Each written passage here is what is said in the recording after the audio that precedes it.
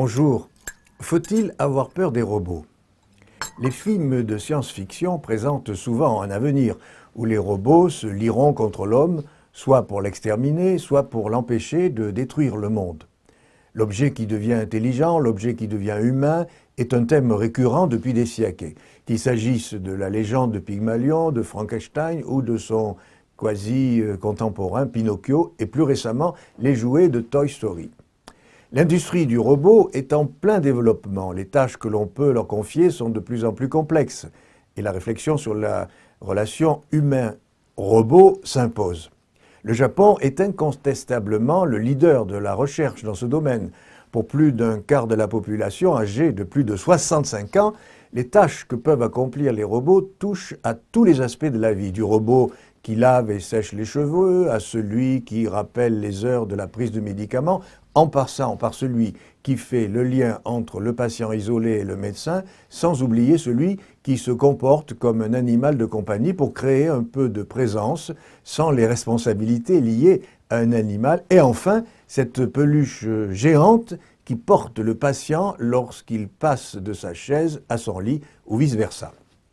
Le psychiatre Serge Tisseron a mené une réflexion sur l'aspect des robots, le rôle et les sentiments, l'empathie que l'homme peut avoir à leur égard. Il présente l'attachement pour le robot comme un risque potentiel.